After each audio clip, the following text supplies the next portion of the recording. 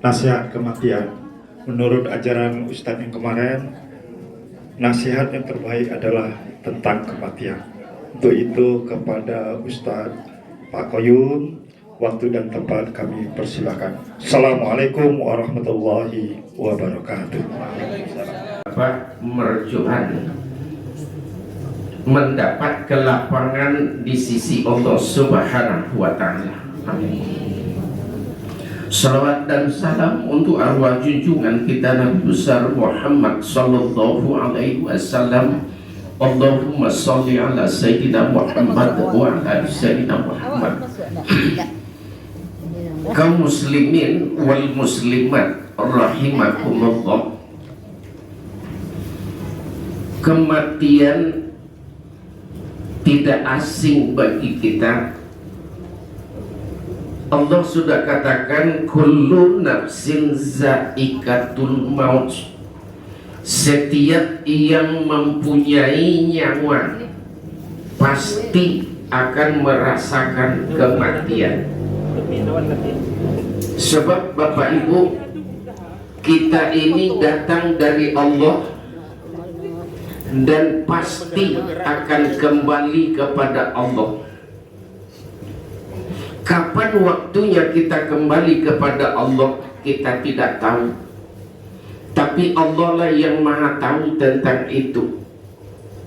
Yang penting bagi kita, kita harus punya persiapan menjelang datangnya kematian itu. Almarhum orang tua kita telah berpulang ke rahmatullah. Beliau sudah melewati pintu gerbang kematian yang sangat dahsyat. Pintu kematian yang paling ditakuti oleh manusia adalah sakaratul maut. Dalam hadis Rasulullah sallallahu alaihi wasallam, apabila seseorang itu sampai pada saat sakaratul maut, penderitaan yang paling dia tanggung pada saat itu adalah haus yang luar biasa. Jika seandainya ia minum air laut yang terbentang sehingga air laut itu kering, maka dahaganya belum lepas. Begitulah haus yang dia derita. Dan pada saat itu pula lah iblis dan setan datang untuk menggoda iman seseorang, sehingga ia membawa air pada saat itu di tempat yang jernih, sehingga air itu digoncang-goncangnya di dekat kita. Kalau kita tidak punya amal ibadah, tidak punya iman yang kokoh, maka kita pasti akan berkata, wahai orang yang ada di sampingku, berilah aku air. Maka dia berkata, wahai hamba Allah, kalau engkau mau mengikuti kami, kami berikan air ini. Tolong ikuti, katakan Allah itu banyak, dan katakan Rasul itu Muhammad itu pendusta. Jika seandainya kita ikuti, pada saat serah terima air kita pun meninggal dunia, mati kita mati kafir. Mati kita mati kafir, maka kita akan masuk ke dalam golongan iblis dan setan. Maka itu sebabnya pada saat kita hidup perkokoh iman. Bagaimana cara memperkokoh iman? Tanamkan iman di dalam hati kita. Tanamkan iman di dalam hati kita. Bapak Ibu, kita senantiasa digerogoti oleh para ustadz-ustadz. Iman itu artinya percaya. Benar. Iman itu percaya. Tetapi kita jangan cuma sekedar percaya, harus kita ada peningkatan iman. Pertama, ada 4 tingkatan iman. Pertama, percaya, itu levelnya level anak SD. Yang kedua, yakin. Ini yang banyak belum tertanam di hati kita. Yakin. Yang kedua, yang ketiga, ainul yakin. Artinya ainul yakin, setiap sesuatu yang kita yakini, Allah yang kita yakini, bisa kita lihat Allah dengan keyakinan kita. Karena Allah itu tidak jauh daripada urat leher kita. Jauh tidak berjarak, dekat tidak bersentuh. Jadi bisa kita lihat, ainul yakin, bisa kita lihat seberapa dekatnya kita dengan Allah, seberapa sayangnya Allah dengan kita. Tuh. Yang keempat, hakul yakin. Allah pernah titipan kepada kita. Alastu bi rabbikum qalu bala. Allah pernah titipkan kepada kita haknya Allah, hakul yakin, haknya Allah. Tapi kebanyakan kita tidak tahu dengan hak Allah yang dititipkan Allah kepada kita, sehingga kita lupa diri. Ini penyakit kadang-kadang. Ini akan kita bawa pada saat kondisi sakaratul maut, di mana kita berdiri, di mana muncul keyakinan kita, di mana tempat kita dalam iman. Disitulah dia akan digoda. Jika seandainya Bapak Ibu kita tergoda, jatuh kita dalam godaan, hancurlah kita sampai besok di akhirat. Maka kita menjadi golongan orang-orang yang kafir. Bapak Ibu yang saya hormati, yang kedua, beliau telah berpulang ke rahmatullah, meninggalkan anak cucu.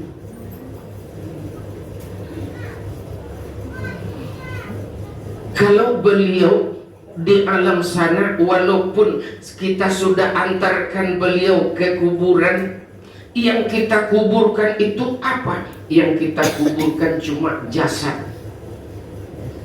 Allah berfirman di dalam Al-Quran, Bismillahirrahmanirrahim, wala taqulu liman yuqtalu fi sabilillahi amwatum bal ahya'u walakin la tashurun. Jangan engkau sangka, kata Allah, orang-orang yang mati itu benar-benar mati, tetapi ruh mereka itu hidup di sisiku, kata Allah. Banyak manusia yang tidak menyadari, sehingga apa yang terjadi kalau ada orang meninggal dunia, sudah mati, sudah selesai, sudah mati, sehingga terjadi tidak ada lagi untuk takziah 1 hari, 2 hari, 3 hari, 7 hari, 40 hari, tidak ada lagi. Kenapa? Karena dia sudah mati. Maka otak manusia yang seperti itu adalah otak yang sudah dicuci, sehingga banyak persoalan agama yang tidak dia ikutkan di dalam agama. Banyak persoalan agama yang tidak diamalkan lagi. Padahal Allah sudah katakan beliau itu tidak mati, tetapi dia hidup di alam ruh. Jasadnya memang terkubur, daging akan hancur, lorot bersama tanah, tulang belulang akan rapuh, lapuk di dalam tanah. Habis sudah sekian puluh tahun, habis sudah kosong kembali kubur itu, habis. Sedangkan dalam Al-Quran, Allah akan memberikan azab kepada orang yang dalam kubur semenjak ia diletakkan sampai besok dunia hari kiamat. Berguncang dunia, di situ berhentinya azab kubur. Jadi kalau begitu, apanya yang diazab? Yang diazab adalah ruh yang hidup di sisi Allah Subhanahu wa Ta'ala. Jadi Bapak Ibu, ini perlunya hari pertama 2, 3, 4, 7, 40. Di dalam ilmu tasawuf itu terurai semua. Terurai semua. Manusia itu tidak mati, yang mati cuma jasad, tetapi ruhnya hidup di sisi Allah. Maka apabila kita mendoakan orang yang telah berpulang ke rahmatullah, doa kita insya Allah akan sampai dan disampaikan Allah. Apalagi anak cucunya pada saat tadi adalah khatam Al-Quran yang dia buatkan titian untuk beliau, ila hadratin Nabi Mustafa Muhammadin sallallahu alaihi wasallam, summa ila ruhi sian umul kiramil al-fatihah. Titian antara orang hidup dengan ruh orang yang berpulang ke rahmatullah. Semua bacaan-bacaan yang dibaca dalam khatam Al-Quran tadi, maka bacaan itu punya hasil yang dinilai oleh Allah. Hasil bacaan itu akan disampaikan oleh Allah kepada ruh yang kita tuju. Maka ruh itu akan mendapat ketenangan di sisi Allah Subhanahu wa Ta'ala. Beliau akan gembira, beliau akan meneteskan air mata di alam ruh. Sekalipun saya sudah tiada, tidak lagi bersama mereka, tetapi mereka masih ingat kepadaku ya Allah, masih mengirimkan bacaan-bacaan Al-Fatihah, bacaan ayat Al-Quran, bacaan ini, bacaan dan itu yang mereka kirimkan kepada saya. Benar-benar mereka, anak cucu saya, sayang kepada saya. Jika seandainya ya Allah ada dosa mereka kepada saya, ampunilah ya Allah dosa-dosa mereka. Bayangkan Bapak Ibu, sudah di alam kubur masih bisa berkata ya Allah, jika ada dosa mereka kepada saya ya Allah, ampuni dosa mereka ya Allah. Kenapa? Karena saking gembiranya dia terharu dalam kehidupan di alam ruh. Bayangkan Bapak Ibu, sedikit cerita. Pada masa Nabi SAW, ada seorang sahabat tidur di kuburan. Kalau di Madinah itu bagi yang sudah melaksanakan haji dan umroh, itu enak saja tidur di Madinah, satu batang rumput pun tidak ada. Tidak akan takut kita. Sebab masalahnya keliling kuburan itu lampunya Masya Allah luar biasa, terang benderang. Dia tidur di situ. Pada saat dia tidur, dia bermimpi. Sahabat tadi bermimpi, semua penghuni kubur itu duduk di atas kubur masing-masing. Masing-masing yang duduk, di tangan mereka ada sebuah bingkisan besar yang terbuat dari cahaya. Bingkisan besar duduk di kuburnya, di depan mereka ada bingkisan, di tangan mereka ada bingkisan. Tapi ada satu orang bapak, tidak ada bingkisan itu. Maka sahabat yang dalam mimpi datang kepada bapak. Pak, dalam mimpi lihat orang sekeliling bapak punya bingkisan-bingkisan terbuat dari cahaya yang gemerlap. Kenapa bapak tidak ada? Bapak itu menangis, air matanya turun.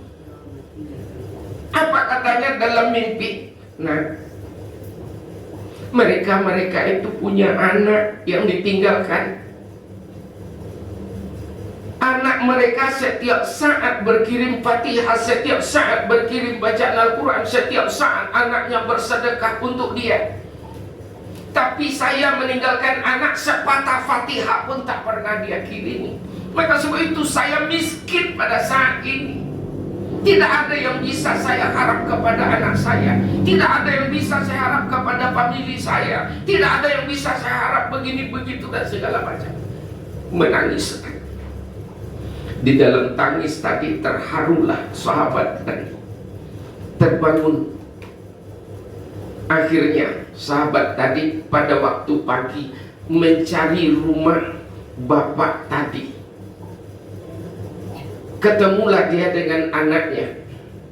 Setelah sampai ketemu, diceritakanlah dalam mimpi tadi, saya bertemu dengan bapakmu yang begini-begini. Ceritakanlah seluruhnya. Akhirnya anaknya tadi menangis. Maka dia, ya Allah, ampuni saya ya Allah. Saya berjanji ya Allah akan mendoakan ayah saya yang telah berpulang ke rahmatullah. Akhirnya benar, setiap selesai sholat dia doakan ayahnya. Dan kemudian dia ambil sebahagian harta yang ditinggalkan oleh ayahnya, dia sedekahkan kepada fakir miskin, dia sedekahkan kepada jalan Allah, dia sedekahkan untuk ayahnya. Ini kelakuan anaknya. Akhirnya sekitar 3 hari sesudah menyampaikan itu, dia kembali, sahabat tadi kembali tidur lagi di kuburan tadi. Kemudian bermimpi lagi pada saat itu. Siapa yang dia cari? Bapak tadi yang dia cari. Setelah ketemu dengan bapak tadi, dilihat di depannya malah lebih besar daripada badannya, teronggok seperti cahaya yang luar biasa. Di tangannya bercahaya, tangan kanan bercahaya, tangan kiri bercahaya. Baru saja ketemu dalam mimpi dengan sahabat itu, apa kata bapak tuh? Nah, terima kasih nak, anak sudah menyampaikan sama anak saya, sehingga anak saya sudah berdoa ngirim Fatihah setiap selesai sholat. Dia mengirimkan bacaan Al-Quran setiap selesai sholat. Dia mengirimkan doa setiap selesai sholat. Dia mengambil harta yang saya tinggalkan, dia sedekahkan untuk saya. Inilah lihat oleh anak, lebih besar onggoknya daripada saya. Saya duduk tapi melewati tinggi duduk saya di depan saya. Alhamdulillah atas jeripaya anak menyampaikan kepada anak saya. Ini akibat bapak-bapak, ibu-ibu. Kalau anak apalagi paham sekarang, untuk apa orang mati didoakan, untuk apa orang mati disedekahkan, untuk apa orang mati dibaca Al-Quran, untuk apa dan untuk apa. Itu adalah otak yang miring,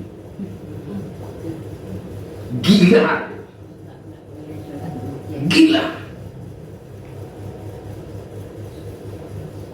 Bayangkan Bapak Ibu, Rasulullah menyampaikan, apa kata Rasulullah? Iza mata benu adam inqata amaluhu illa bin salasin sadaqatin jariyah al ilmun yurtafa'um bi awaladin solihin yadumulah. Apabila seseorang itu meninggal dunia, maka tidak akan pernah putus. Ada 3. Yang pertama, sadaqatin jariyah, amal ibadah sedekah. Kalau tak sempat dia bersedekah, maka anaknya yang mensedekahi. Yang kedua, al-ilmu yuntafa'un bi, ilmu yang bermanfaat bagi almarhum. Dia mengajarkan ilmu, diamalkan oleh orang lain, maka ibarat air yang mengalir kepadanya. Yang ketiga, awaladin solihin yad'ulah, dia meninggalkan anak yang soleh dan solehah, yang selalu mendoakan almarhum dan almarhumah. Dia selalu doakan. Bapak Ibu, kita ini adalah anak-anak orang tua kita. Orang tua kita sudah tiada. Walaupun kita ibu-ibu taat sholat, taat berpuasa, taat bersedekah, segala amal ibadah kita lakukan, tapi derajat anak yang soleh dan soleha belum akan tercapai apabila wabil walidaini ihsana, kalau kita belum pandai berbuat baik kepada kedua ibu bapak kita, sekalipun beliau sudah tiada. Yang tiada adalah jasadnya, tapi ruhnya tetap ada. Kalau kita ingin di level kita, level kehidupan kita, kita anak yang soleh dan soleha, pandai berbuat baik kepada kedua ibu bapak. Kemudian barang siapa yang durhaka kepada kedua ibu bapaknya, jangankan masuk ke dalam surga, mencium bau surga saja pun tidak dapat. Bayangkan, mencium bau surga takkan dapat. Jadi kalau begitu, durhaka pertama itu hanya kepada Allah. La tusyrik billah inna syirka la zulmun azim, dalam surat Luqman. Itu durhaka kepada Allah, jangan syirikkan Allah. Yang kedua, wabil walidaini ihsana. Yang kedua, wa wassaynal insana biwalidayhi hamalathu ummuhu wahnan ala wahni. Jangan sekali-kali kita, nomor dua, jangan sekali-kali durhaka kepada kedua ibu bapak. Sekalipun kita ingin terkenal di dunia sebagai orang taat, sebagai orang soleh, sebagai orang begini dan begitu, sholat sunat dan wajib kita kerjakan, puasa sunat dan wajib kita kerjakan, tapi durhaka kepada kedua ibu bapak, jangan mengharap untuk masuk ke dalam surga. Percuma amal ibadah yang kita kerjakan kalau berdosa kepada ibu bapak. Maka oleh sebab itu bapak ibu, kita harus berbuat baik kepada kedua ibu bapak. Sebab di dalam Al-Quran tidak ada disampaikan, berbuat baiklah kamu jika seandainya ibu bapakmu masih hidup. Nggak ada. Janganlah kamu berbuat baik kepada ibu bapakmu kalau ibu bapakmu sudah meninggal dunia. Nggak ada. Tapi yang ada wabil walidaini ihsana, hidup atau mati, yang kita sebagai anak tetap berbuat baik kepada kedua ibu bapak. Kalau dia sudah meninggal dunia, doakan dia, bacakan dia Fatihah, bacakan dia ayat Al-Quran, kirim sedekah untuk beliau. Jika kita ibu-ibu, bapak-bapak, kita bersedekah ke masjid, umpama bulan Ramadan nanti bersedekah ke masjid, sedekah kita taruh aja ada 1.000, tolong sisi gak 1.000 lagi untuk ayah dan bunda. Sedekahkan untuk kita, niat dengan hati. Sudah itu dengan niat di dalam hati, ya Allah, 1.000 rupiah saya bersedekah untuk ayah dan bunda saya. Satu malam sampai malam 30. Kalau iya benar kita cinta dengan ibu bapak. Jadi apabila kita benar-benar mencintai seorang orang tua, pandai berbuat baik, insya Allah di samping amal yang kita kerjakan, Allah akan ridho dengan amal itu, dan kita akan dimasukkan besok di akhirat ke dalam kelompok orang-orang yang soleh dan soleha. Kenapa dia dimasukkan ke dalam kelompok orang soleh dan soleha? Karena dia pandai berbuat baik kepada kedua ibu bapaknya.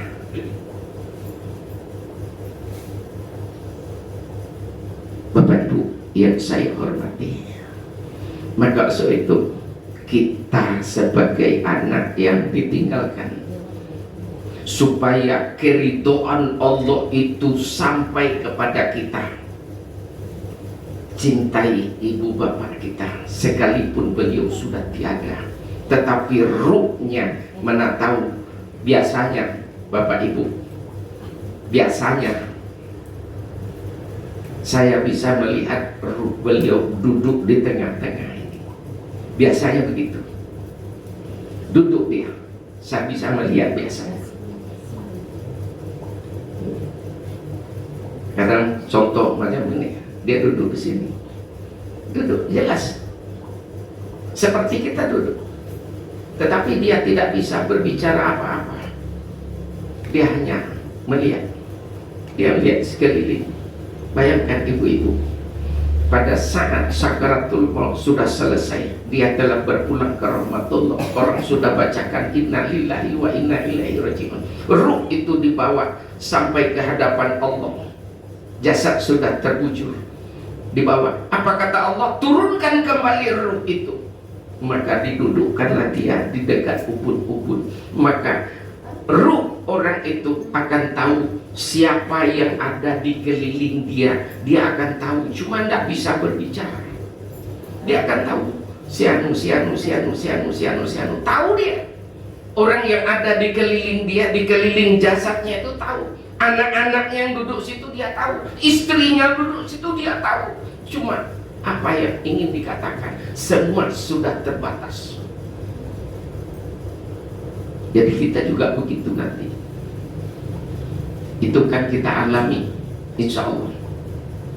Jadi oleh sebab itu, Bapak Ibu, mari kita siapkan anak cucu kita menjadi anak yang soleh dan solehah, supaya dia bisa mengalirkan amal ibadah untuk kita besok di alam akhirat.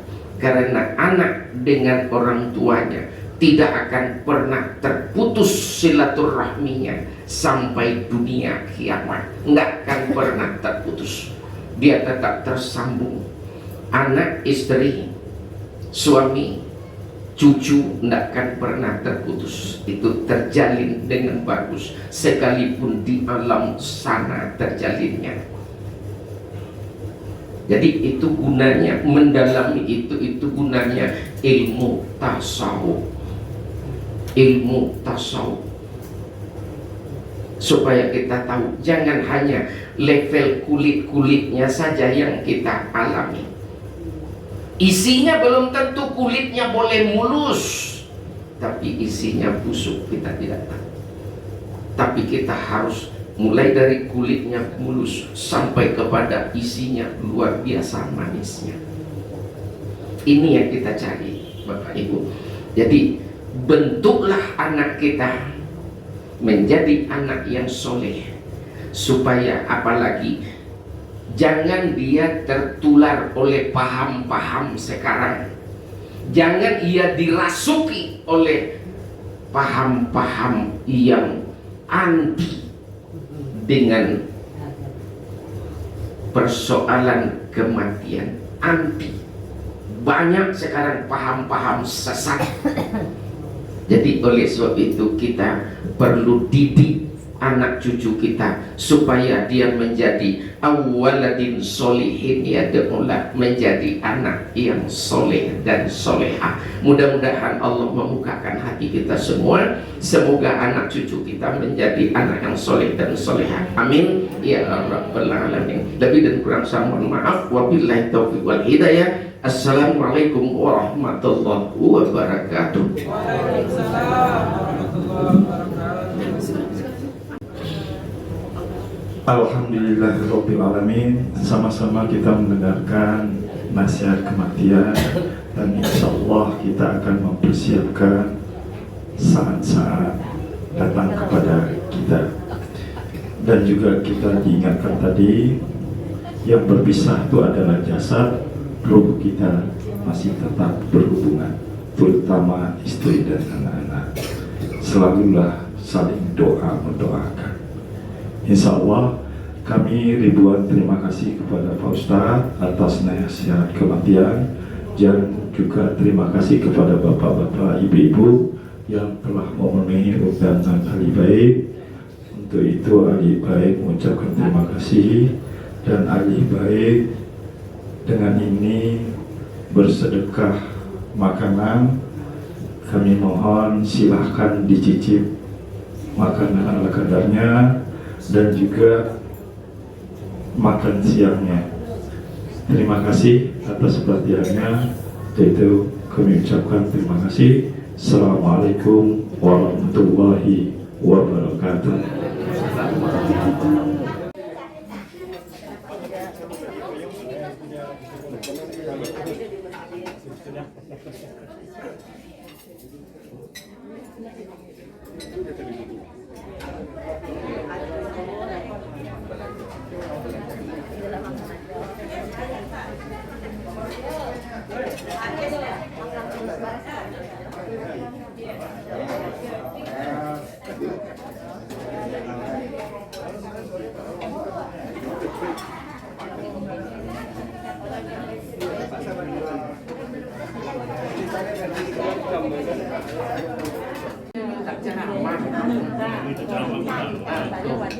Sudah itu malam pulang haji tasawuf.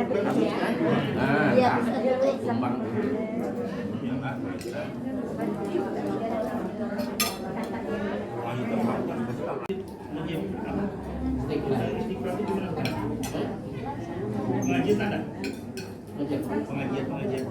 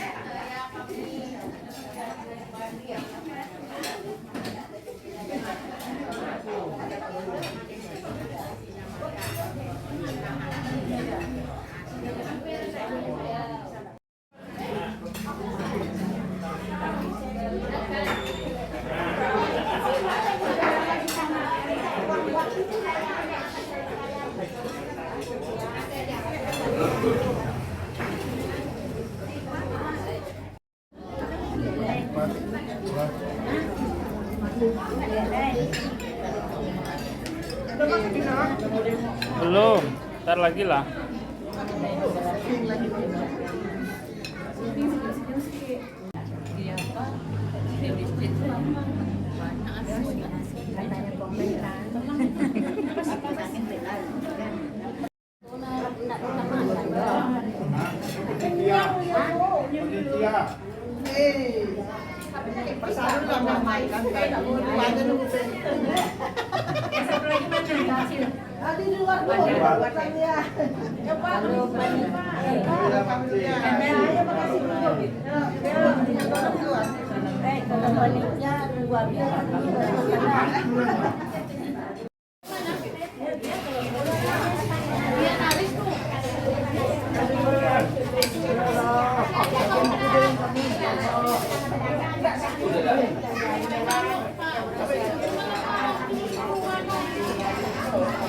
Boleh kan?